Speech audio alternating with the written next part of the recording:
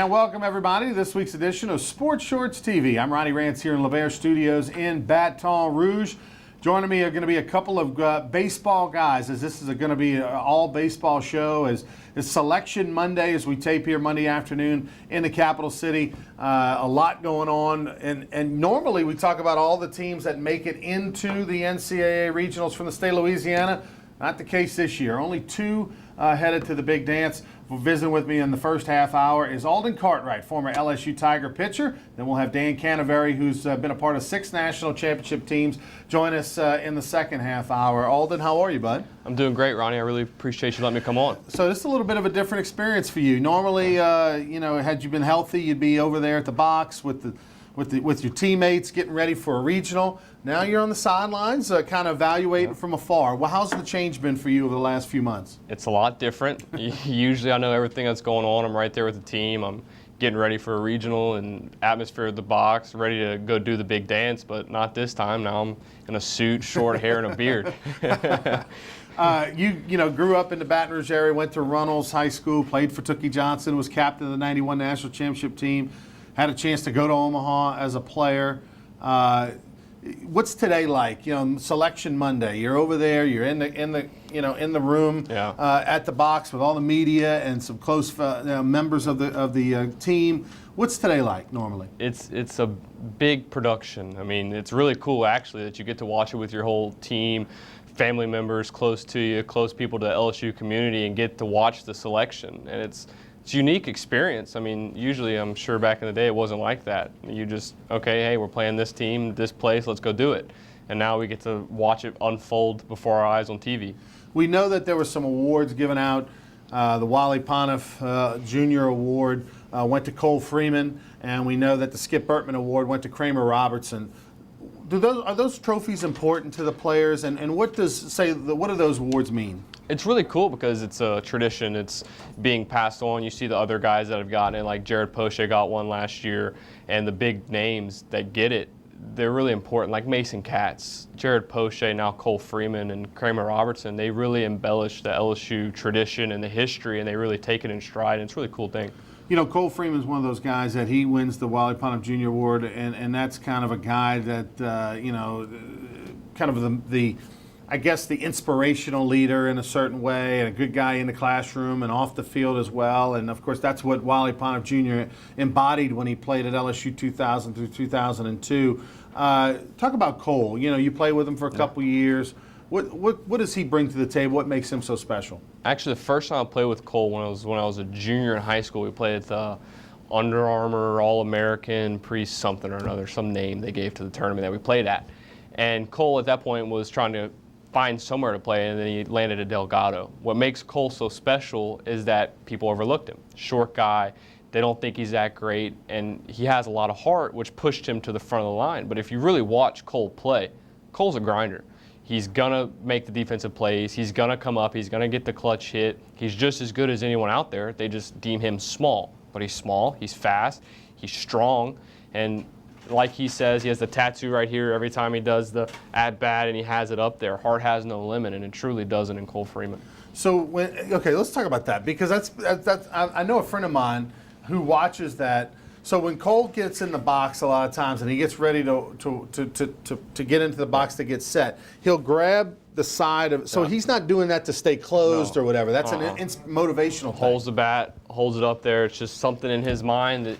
Just anything, like in pitching, there's something that gets you going. Him, it was where he started, the struggle he got to get there. Now he's on a big stage. It's just so important to him, and that's why he succeeds so well. Interesting. Kramer Robertson, here's a guy who a couple years ago was frustrated, wasn't playing as much, wasn't performing as well, contemplating whether this is the right fit for him here. I think LSU was contemplating whether this is the right fit for him. He makes a decision to stay.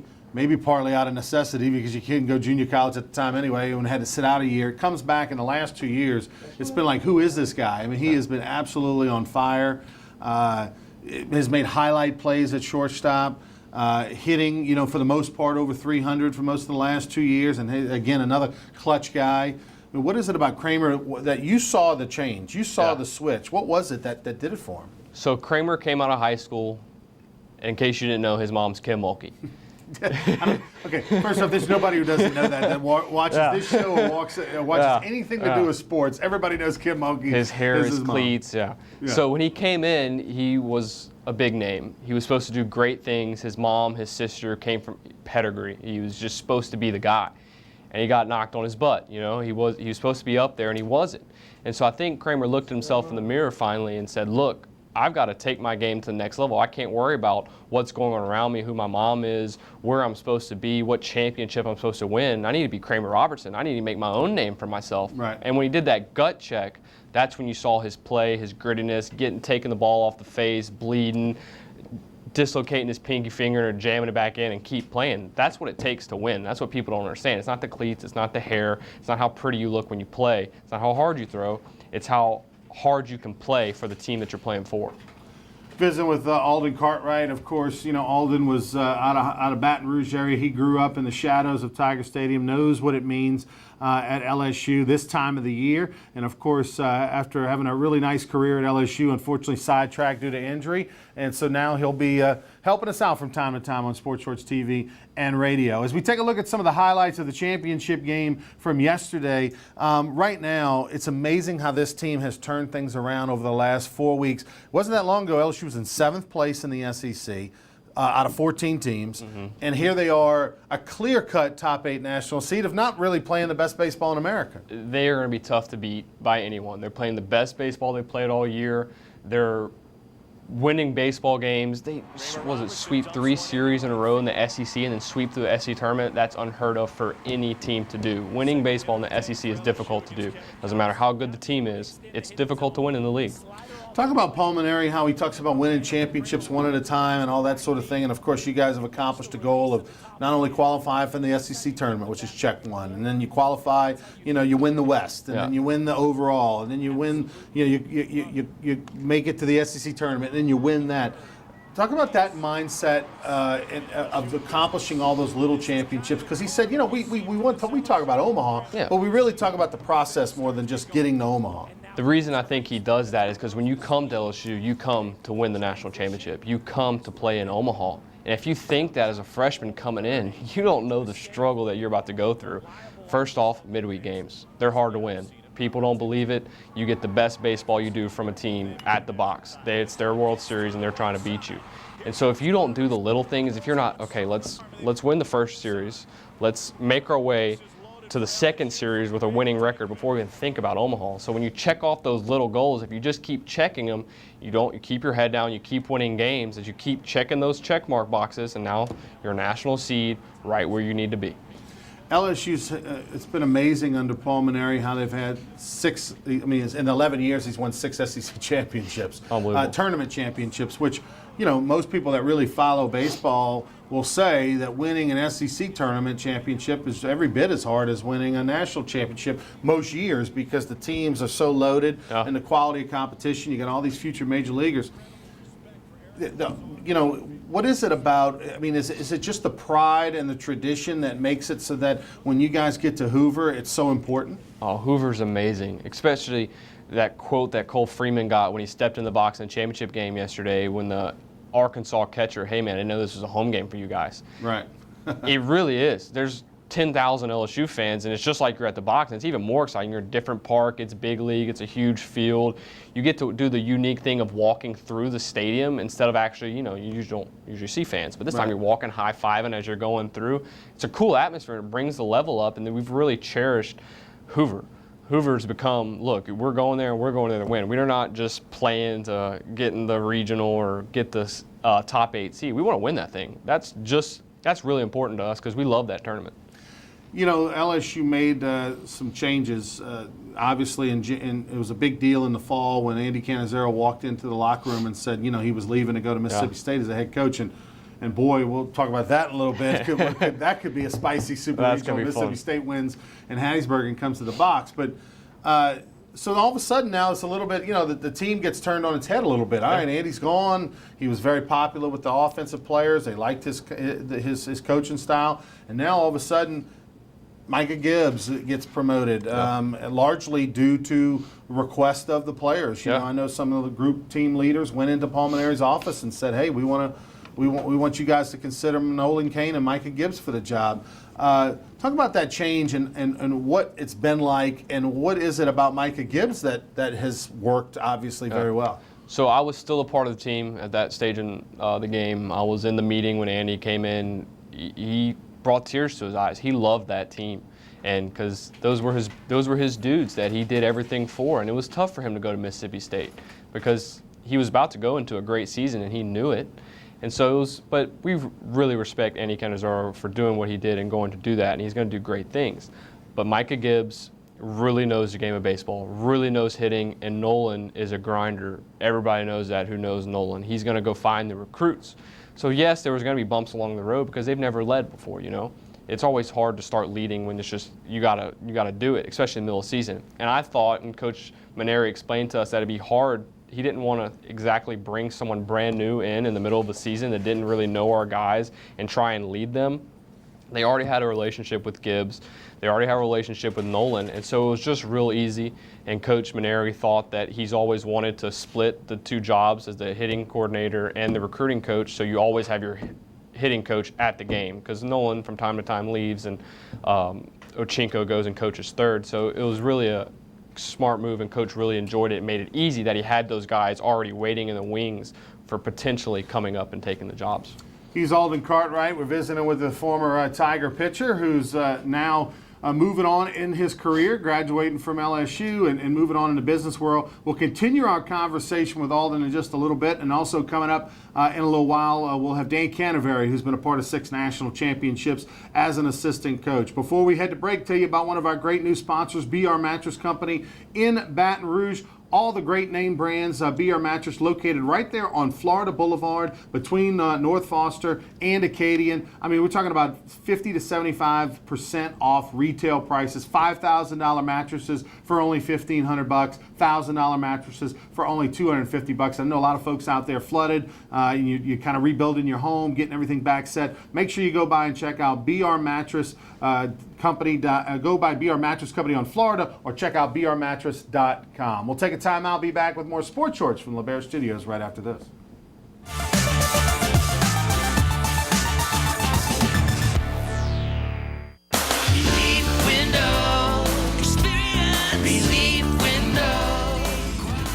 When my wife and I started Relief Windows, what we were trying to do, what our goal was to give a quality job to a homeowner.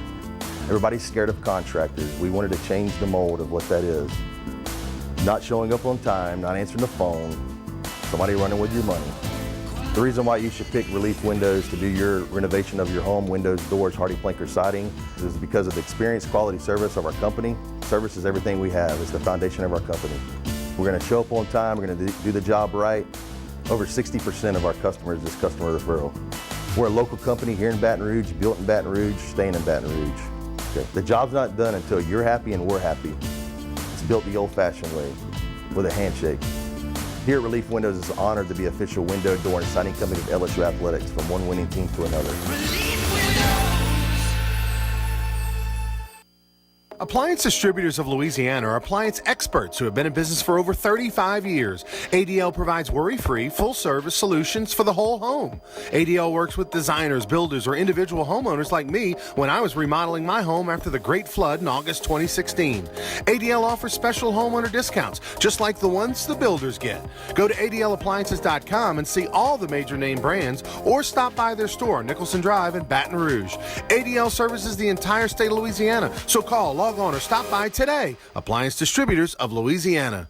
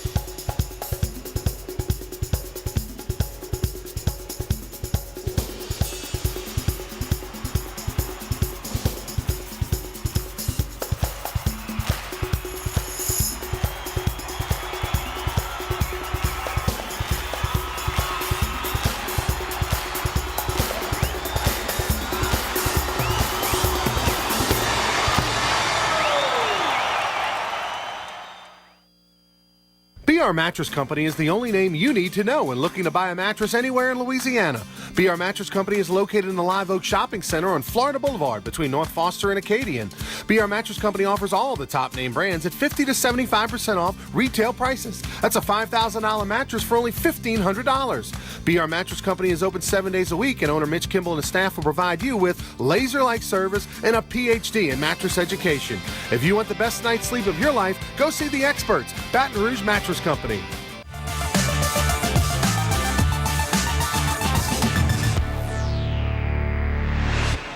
Welcome back, everybody. Ronnie Rance alongside Alden Cartwright here in the LeBaire Studios in Baton Rouge. We've got Dan Canaveri on deck. We'll be talking to the former college baseball assistant national championship coach in just a little bit. LSU, we find out over the few hours ago as we tape here Monday afternoon, the Tigers will be a number 4 national seed. Surprised by the number? Did you think 4 was where they would settle? I think 4 is great. I saw projections at 3, 4 doesn't, but it doesn't really matter. Yeah. It really doesn't. So you look down the road, and what's incredible is that, being a top 8 national seed isn't what you think it would be statistically. Only about 56% of the national seeds have gone on to Omaha since the seeding process began in 1999, which is really a shocker. You would think it would be much higher than that. But that just gives you an idea of the parity of college baseball and what's going on. But if you project out, if buts, whats, and nuts, if everything stays the same, number 1 Oregon State would be on the same side of the bracket in Omaha as LSU and Texas Tech, and then it was number 5 seed. So you have 1, 4, 5, and 8 is Stanford.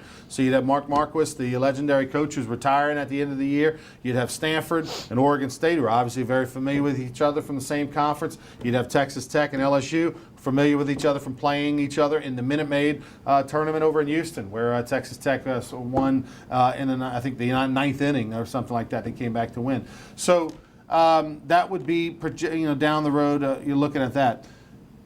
The regional, there's no such thing as a layup gimme regional, but I think LSU's pretty happy with the fact that you got a SWAC champion who's has never done anything traditionally, and then you've got Rice, who wasn't going to be in a regional if they didn't win their conference tournament. They wound up getting hot, beating Southern Miss in the regional championship, and then a Southeastern team who didn't win their regular season tournament, didn't win their Southland Conference tournament.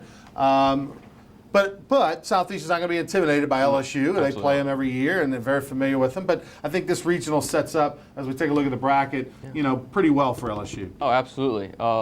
Like you said, nothing's a gimmick. You can't just go in there and say I'm LSU and you're going to win that regional. And as long as no one guarantees a win, they should be all right in the regional.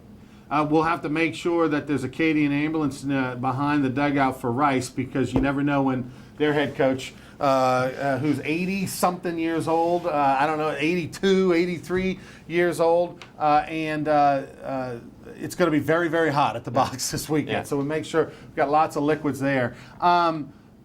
Let's talk about that super regional matchup. Look at the matchup. Southern Miss hosting a regional for the first time in 14 years, had a very good year.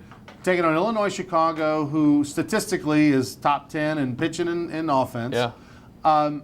So you can't sleep on them. Obviously, they'll have one guy that can really go and give them some trouble. But South Alabama and Mississippi State, that's the matchup. Great matchup. And if you're Mississippi State, you like your regional here because your fans are going to be there in force. You're in your home state. You're taking on a Southern Miss team who's not used to hosting regionals. So for Mississippi State, if you're not going to host, this is about as good as it gets. Right. When I was watching the projections or watched the stuff that came out, that is a competitive regional. It's 3 great teams that are in it. And you don't know what Illinois Chicago is going to do, because I think, didn't they have something like 2nd ERA in the country? Yeah, right. So they can pitch it. And all those teams have good bullpens. South Alabama, they beat us at home, so they can play. Mississippi State, they had a lot of injuries to pitching, but they're still figuring out. They have a great coach that can lead them. That's an interesting regional. I really like it. I really like the way it's going to shape up. And whoever LSU gets out of that in the super regional, if they're fortunate enough to make it to the next round, is going to be interesting. And people will pay a lot of money to see Mississippi State, LSU at the box. I can tell you Paul Mainieri does not want to face Mississippi State in a super regional at the box, even though LSU will be a big favorite if that does happen. There'll be so much made about the whole Andy Cannizaro departure and the bad blood, and there was an article written that told a lot of behind the story juice out of the Advocate a couple of weeks ago, that before that series against Mississippi State, which revealed some things to people that they didn't know about. And so, I know Paul Mainieri's not going to want to deal with it. He would prefer to avoid that whole discussion. But if it does happen, it adds a little juice, and it gives Mississippi State, not that they don't need it, they need added motivation in the Super Regional to win. But look, LSU's already went up there and beat them 3 times. You don't want to play with somebody 4, 5, 6 times because the law of averages say they're going to get you eventually. So, but boy, that would be ultra intriguing. And I don't know, who do you think comes out of the Mississippi State Regional, out of that Southern Miss Regional? I want to say it's going to be Mississippi State. I really do. They've been battle tested. They've played teams better than they're playing. They know how to win baseball games. I want to say it's going to be Mississippi State, and I'm telling you, if there's an LSU Mississippi State Super Regional, we're going to break some attendance record. They got to get people off the rafters. Right. I'll say this: as much as I really want Mississippi State to win, I don't think it's going to be them. I just think they are so beat up on the mound.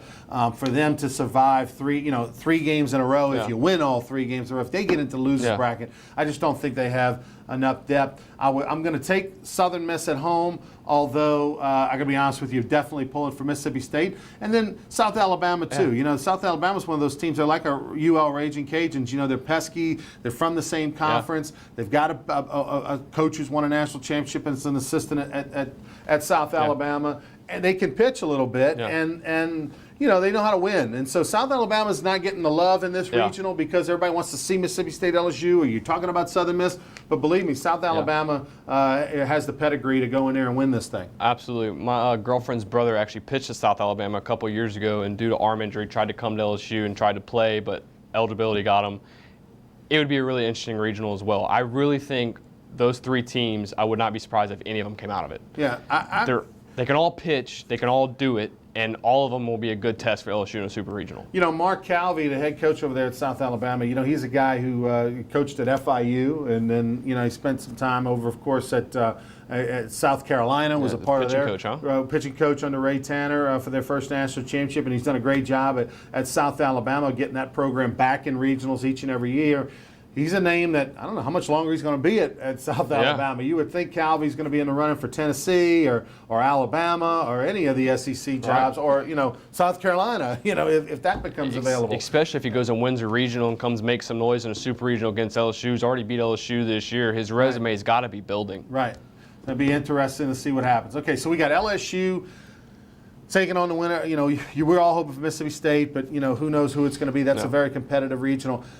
McNeese didn't get into a regional, and this is a team, the Cowboys, who beat LSU, who won the Southland Conference, won over 20 games in the Southland Conference, and I thought the Southland Conference this year was, at least in the first 9 teams, was as good as it's ever been.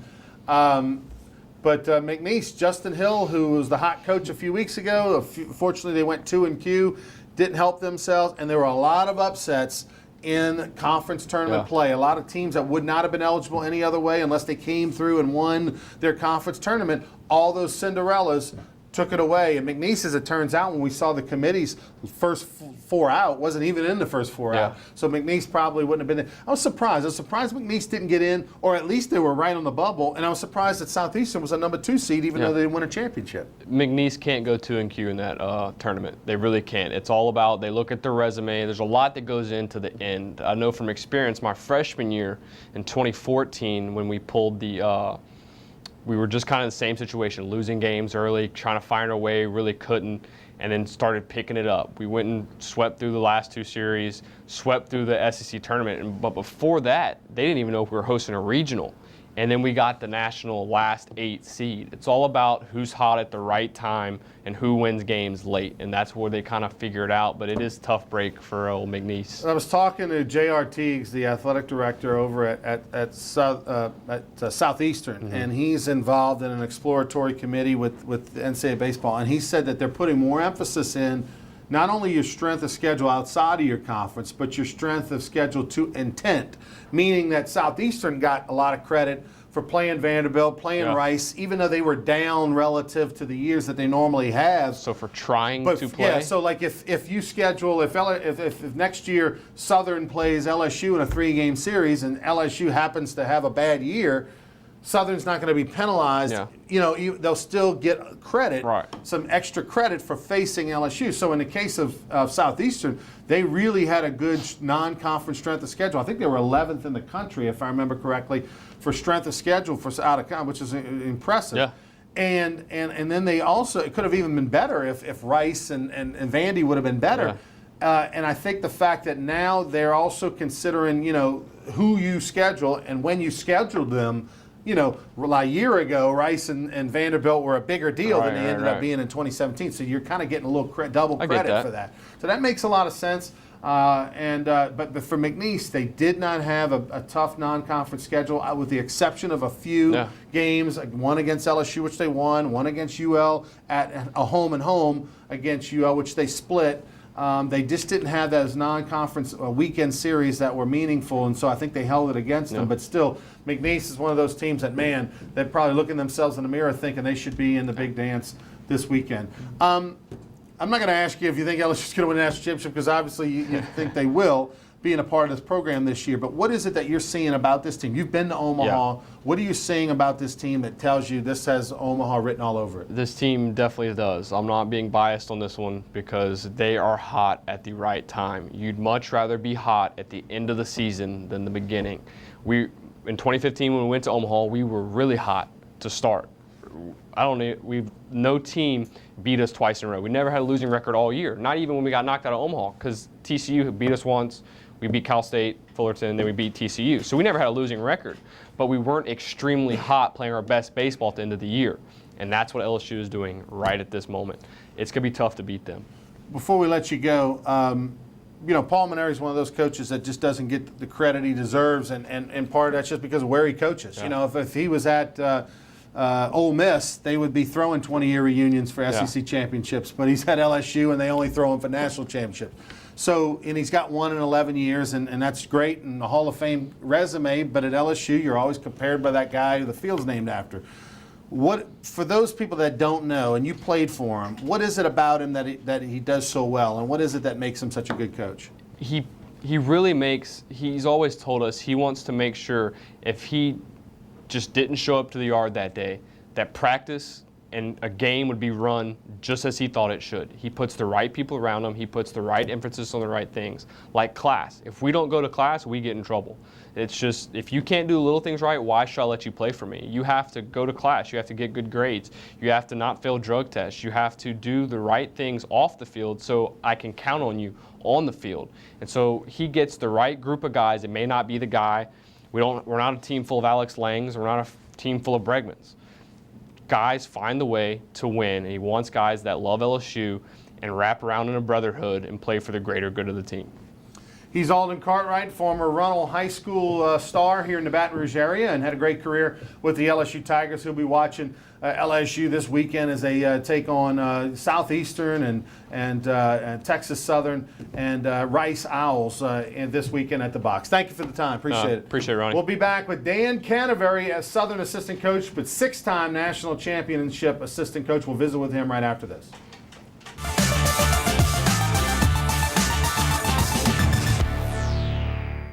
When it comes to you or a loved one facing a long-term stay in a hospital, there are other long-term acute care hospitals, and then there is AMG Specialty Hospital. AMG Specialty Hospital is a long-term acute care hospital known as a LTAC. We are designed to give care to patients who require an extended hospital stay. AMG Specialty Hospital focuses on putting our patients first, which is why 90% of our specialty hospital patients and their families would recommend us to others. Other LTACs will care for you. AMG Specialty Hospital will care about you. AMG is committed to delivering quality health care to our patients within the communities we serve. Go ahead, ask your doctor which LTAC hospital they would trust most for their own loved ones. If you're looking for a pretty hospital, they're out there. But if you're looking for the best long-term acute care hospital with great patient care, AMG is proudly serving 8 locations in Louisiana and 7 other locations within the United States. So when the best care is as close as this, there's absolutely no reason to go to any LTAC other than AMG's healthcare management for complex medical needs. When Does the new year mean new windows, hardy plank, or vinyl siding? Then you need to call Relief Windows for award-winning customer service and years of experience. Looking for quality replacement windows with lifetime warranties? Trust Relief Windows. Call us or come walk through our showroom and get a free consultation with one of our many window experts. Relief Windows is a proud partner of LSU Athletics. Come see us today or call 288-8138. 288-8138. Attention to detail makes the world go round. At Baker Printing, our approach to the printing business is very simple. Treat it as if it were your own. That's not always an easy job, but it comes from the top down in our company. We thrive on the unique jobs. Bottom line, we take care of our customers' projects as if they were our very own.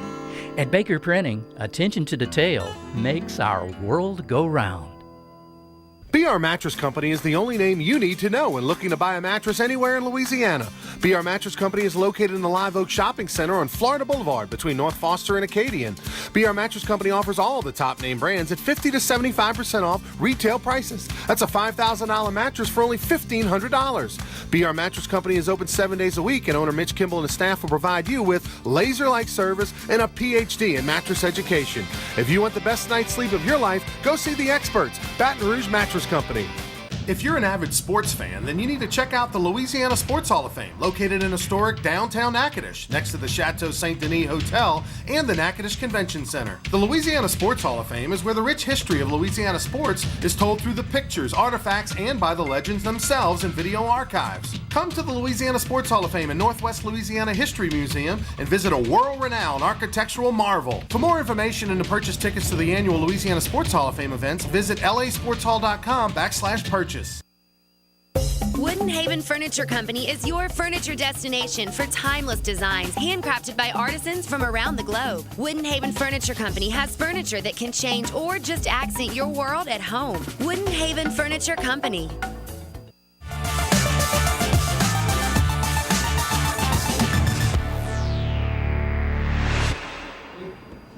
Welcome back, everybody. Ronnie Rance alongside Dan Canterbury, former LSU assistant coach for all 5 national championships under Skip Bertman, and of course head coach at Southeastern back a number of years ago now.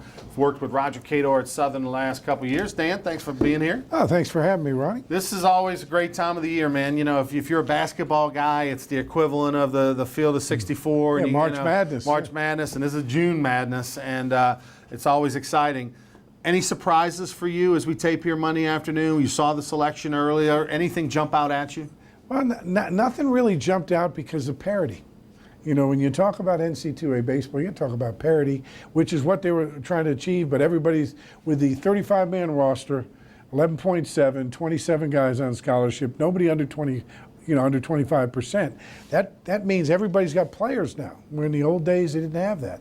So that's a big thing. That's a big deal. But I have to say I was disappointed Miami didn't make it. Yeah, you played and coached at the University of Miami. The last time they didn't make it, I was in high school.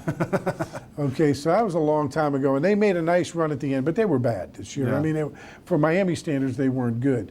But will there be a change there? I know there's been a lot of rumblings for the last few years about changing the coach there at University of Miami. He's been over there 25 years, well, roughly. they've already got Gino DeMari hired as the coach in waiting. Morris got Oh, one more okay, year. so that's the deal. So okay. Gino's going to be the coach.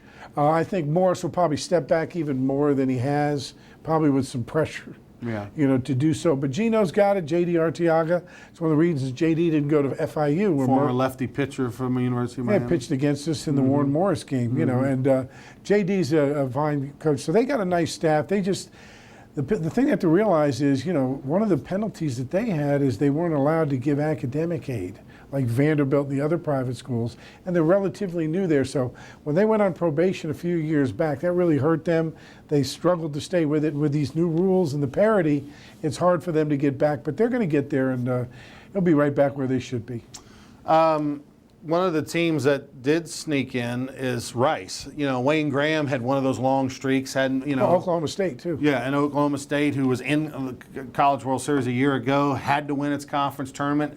Oklahoma State won as an 8 seed. I don't know what the Rice was. I don't know what their seeding was, but they weren't headed. They had to win. They weren't headed to a postseason. In fact, they were headed to possibly a national championship. But let's take a look at Oklahoma State. Here's a regional Boy, That's is a that tough one. That's a tough one. I mean, Arkansas is playing as well as anybody, but Oral Roberts is like a Southeastern. There's one of those programs that's in Right, every as year. a 4 seed with 42 wins. Yeah, and plays them midweek usually. Right, and then you got Missouri State, who's an excellent team. Yeah. And now the one I'm telling you is Wake Forest is a sleeper team. They hit homers, and they're playing an old minor league ballpark. And so there's they a coach hit that real people homers. are familiar with from down here. Yeah, Tommy Walter, who was at UNO and then left to go to Wake Forest, has built it quietly year by year. A private school, big academic school, North Carolina, and he's just gradually recruited, and built the program up. Done a good job. Maryland's always tough, and Randy Mazey, former SEC pitching coach at Tennessee and at Georgia, has come back to life here. Worked for Schlossnagle at TCU and got West Virginia in the 2-hole. So that's going to be a tough regional. Yeah, that West Virginia as a 2 seed, that was a big win for Southeastern. They knocked off West Virginia earlier this year, and that was a big win that helped them pad their resume. So Arkansas and Wake Forest, those 2 teams will match up, and that should be a good one. Arkansas, if they win, of course, being would host that regional. Right. But the speaking of Arkansas, I mean, there's never going to be gorilla ball, back again. I mean, because of the bats. But has something happened with the bats or the balls? Because there's more home runs now this year than there were the last couple of years across all of the college baseball. It's the same BB Core bat that we know of. It's the same baseball that they've used the last 3 years. Lower seeing. I think the big thing is that everybody's got facilities now, indoor hitting facilities. I think the hitting coaches are more specified, meaning, like for example, what Alden mentioned earlier in the show. Paul Maneri split the recruiting coordinator and the hitting coach. So now the hitting coach is there 24/7, constantly working. And kids coming up through baseball, as you know, for the Youth League Baseball, these guys are private instructors. They've been working on their hitting. You got people like, that do personal training and private fitness and gearing kids up. So I just think the quality of the athlete, the quality of instruction has really stepped up at all levels, and I think it's starting to pay some dividends. Yeah, because, I mean, it's we're seeing teams hitting 80, 90, 100 homers, which is kind of like back before Gorilla Ball, before the -5 back. That's about when LSU won the 1991 and 1993 national championships. They had 85 home runs. Yeah. I mean, that's the number. And you're seeing teams like Arkansas and others that have 80, 90 homers, and that's pretty impressive considering those bats. The BB Core bats are definitely, harder to hit out than any of that in previous college baseball history. But remember now, at the bigger schools, and I've been at all different size schools, Right. Coaching. At LSU, they got a strength coach. They lift 3 days a week. They got something. They get the nutrition plan. They got, Right.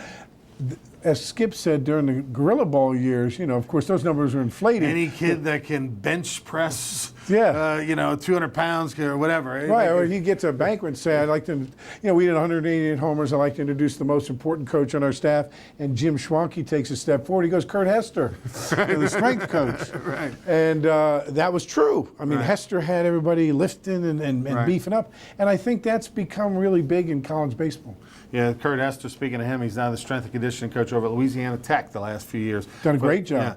Yeah. Speaking of Louisiana Tech and McNeese, 2 teams not in the postseason that maybe 2 weeks ago you'd have had them in. Right. Again, when you're in a Southland Conference or you're in, CUSA, you're in not a Power 5 conference. Mm-hmm. You got to win your conference tournament. Or what Southeastern did, you got to go play those people. Schedule strong out of conference. And that's smart though, because when you schedule 2-3 years in advance. So if you're scheduling a team that at that point was really good and maybe they had an off year, you should get credit for the courage to do that. Right. And I find that in scheduling at Southern, it's hard for us to get people to play us on a weekend out of conference because we don't have that RPI. Right. And so it's it's kind of a weekend series is tough to get because of that situation. Well, speaking of scheduling, Louisiana Tech was in there. They even had probably early 30s, top 35 RPI at one point in time. Then they kind of faded down the stretch to the point where they fell out. The Raging Cajuns, I mean, this is going to go down as one of the more disappointing years in Tony Robichaux's tenure. I think the other one would be 2001, the year after they went to the College World Series. They didn't qualify for their conference tournament, and they hosted the tournament. I remember in 2001 going to the Teague and sitting with Tony, and he's not even hosting his conference tournament. I mean, that's the lowest point. But that was probably the most disappointing year of his career, especially coming off the Omaha run. But this year's got to hurt because they were preseason top 16 in all the polls. They were expected to host a regional with their beautiful new stadium. Then they were expected to at least be in a regional, and for most of the year it looked like they would. But they dropped some big series at times, and then heartbreaker. The regional was really set up for them. I mean, the postseason was set up for them to do well. The Sun Belt Conference tournament got changed from double elimination to single elimination due to rain. They're playing over at Georgia Southern. They take on the host team, Georgia Southern, on Friday night. Okay, they don't get to play Wednesday, Thursday because of all the rain and stuff. It's all single elimination, and they've got pitching. They have a 5-1 lead or something like that in the ninth inning and lose, and go to extra, give it up, go to extra innings and lose in extra innings. I mean, that was heartbreak city. Leger was dominant like he had been all year, their Friday night starter. They're set up now. If you beat the host team, there's nobody in the stands the next couple of days, and you're single elimination with some guys on the bump that can get it done. They are set up to win the Sun Belt Conference, or at least play South Alabama in the finals. And anything goes there. They had already beaten South Alabama 2 out of 3 earlier that year. So heartbreak city. The RPI I think went to 60 or in the 60s, and so Raging Cajuns stay home. McNeese stays home even though they won a conference championship for the first time since '06 when Blair Barbier was an assistant coach on that team with Chad Clement as the head coach. And Louisiana Tech stays home. Those are 3 teams that stay home that are feeling it today. Tulane, a team that's usually in a regional, has been the last couple of years under David Pierce, not anywhere near the year they expected to have. Right. What is it about Tulane? They're not going to get back to where they ever were, right? Because of the rule changes and stuff? The rule changes, it's tough because, with those scholarship limitations, it's hard for a private school. Unless they have a giant endowment or have some qualification aid, and it's tough for them. And then again, the hurricane really affected them. Through the years, it was tough.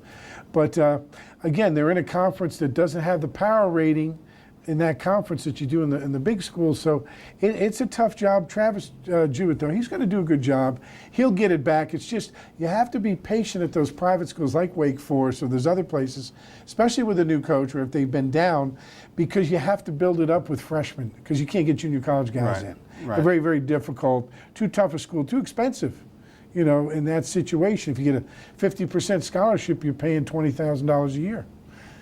He's Dan Canterbury, knows a little something about national championships. Won 6 of them, 1 at Miami as an assistant coach, and then 5 at LSU. We'll take a time out. We'll be back. We'll look at some other regionals. We'll talk about LSU's chances. We'll get a little scouting report on Texas Southern, as they were the SWAC champion, and Dan Canterbury's Southern Jags played them during the year. We'll be back with more Sports Shorts right after this.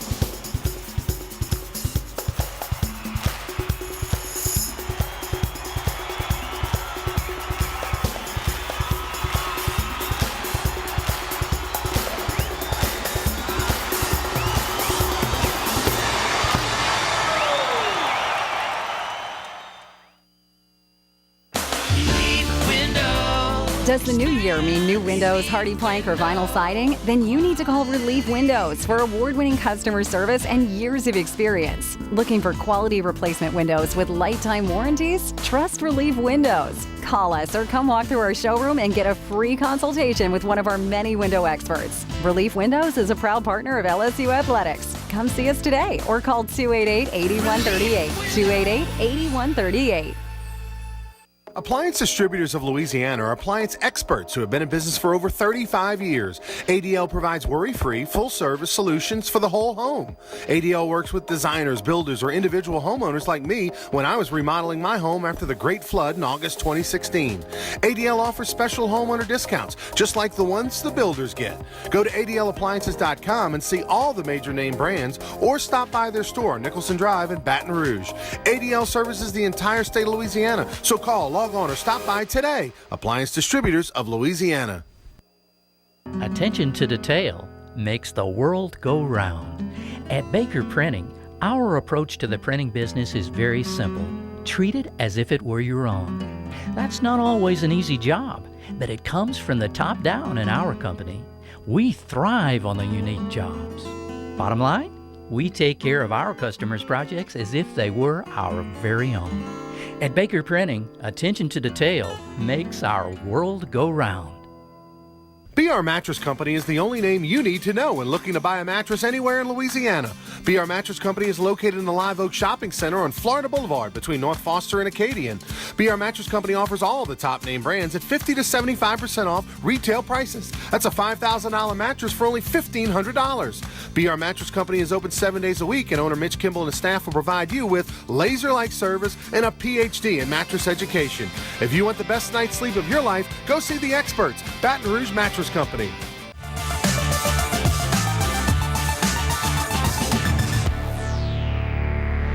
Welcome back, everybody. Ronnie Rance alongside Dan Canterbury here in the LeBaire Studios in Baton Rouge. Want to remind you to check out Sports Shorts Radio Mondays 6 to 8 on ESPN Radio in Baton Rouge. Myself, Joel Davis, and former 2009 national champion Buzzy Heidel. As well, we'll be following the postseason in the month of June, as it'll be pretty exciting stuff. We'll have a lot of special guests each and every Monday night on ESPN Radio in Baton Rouge. When you saw the LSU regional, what a number 4 seed probably deserves, right? Not the toughest regional on paper that LSU's ever had. Texas Southern's a good opponent for Paul to have, meaning they're a team that they don't really have an ace pitcher. Yeah, a lot of those guy. First thing, when I was coaching with Skip is, first thing he said is, we got to find out if they have one guy that's getting drafted, because that determines, what you're going to do with your pitching. Mm-hmm. And so I think that's a good thing. Texas Southern, give them credit. Mike Robinson does a great job. And they got hot and played well in the tournament. They won an extra inning game against Jackson State, and then they came back, and then they got Alabama State, where they didn't play well. So they do a lot of things to create runs, but it's a tough matchup for them against LSU, because LSU's going to have dominant pitching, and they're not going to make errors. And I think that's a big one for them. You've seen Southeastern. You know about Wayne Graham and Rice. Traditionally, Rice has good pitching. I mean, traditionally, that's Right. where they hang their hat. This isn't your normal Rice team, but look, it's all about getting hot. I mean, you look at the history of the NCAA tournament, and just recent history, you see Arizona win a national championship a few years ago, and they were a number 4 seed at a regional. I mean, you see Fresno State getting to Omaha as a number 4 seed at a regional. You see Arizona going on the road. You see Virginia going on the road The whole time. So you see Coastal Carolina, College of Charleston. Who is it? Coastal Carolina last year? Coastal Carolina. Coastal, not College of Charleston. Same thing, but different name. College of Charleston last year, or Coastal Carolina, pardon me, Sun Belt Conference, goes on the road and wins at the box. So anything's possible, but what we know out of Southeastern, this is a Southeastern program that, they now expect to be in a regional. I mean, there's no play 40 games and hope. Right. It's grown to that point where they expect to be in a regional, and I'm happy, because I had an opportunity to coach there. Great people over in Hammond, and they've supported that team. And Reiser does a great job. J.R. Teagues did a nice job, to get and hand it off to Reiser. That's a program. They're a little scary, and that they've got some people and they're going to play, and they've got a lot of fans will be over, so they won't be playing all away games. Mm-hmm. They're going to have some people. But I think that's a good one. I think Southeastern's the team to watch in this regional. I think Rice is probably a little short this year. But one thing you mentioned, Ronnie, when you look at the days, and Alden mentioned this earlier, you talk about getting hot. Who's hot, who's not. Once you start the regional, you got to stay hot for 4 weeks, 4.5 weeks in order to win the whole thing. Right. So you got to be careful you don't peak too early. Right. You got to be able to maintain it. You got to maintain the enthusiasm. As you know, when you get to Omaha, it's 11 days, 12 days where you're out there. So I think the maturity of your team has a lot to do with it, and the experience of being there. Paul and LSU has that advantage. Let's take a look at some tough regionals over in Texas on the Texas side. We know LSU matches up with Southern Miss, but you and I were talking. This is a great matchup. The Texas Tech regional matches up with Florida State. Yeah, Texas Tech, Sam Houston State, Arizona. Sam Houston State's a very, very good team. They're going to have a lot of people there. Arizona's excellent team. Of course, played in the national championship series to win.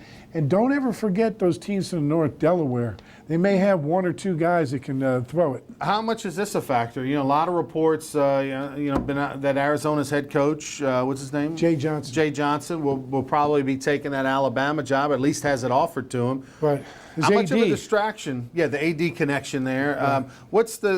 Is that a distraction? I mean, that could be a negative for his team. Well, what it is it could be a negative because they hear the rumors. Sure. They're not sure where he's going. And now what happens is, now the guys on his Arizona team are saying, what are we going to do next year? And it's freshmen and sophomores. Can I transfer? Can I go somewhere else? Who's going to be the head coach? What do you hear? What do you know? Meanwhile, if he's going to Alabama and he's talked to Greg Byrne, and that's his job, he's got to look at the players he's got. He's got to finish off the recruiting. He's got to clean up things and do scholarship renewals. There's a lot of work at the end of the year for a baseball coach that people don't know about because unlike the other sports, all your stuff is due in June 1. So scholarship renewals, checking with grades and all those things. Unlike basketball and football where you have some time, it's all shut down right at the end of the year. How so that's a surprised were difficult you part. that Alabama pulled the trigger and got rid of Goff there in 1 year as head coach? Well, what he was doing was not legal in the Power 5 conferences and really not accepted around the NC2A unless you have some tangible things to get rid of people. They're really protecting the student athlete, and I think that's fair, and that you can't run people off just because they're not good players. If you recruit them, or the person before you recruited them, you have to be patient and you have to try to coach them up because it's not their fault that they were picked to come and offered a scholarship and took it. And so I think the NC2A, I think that's a good rule.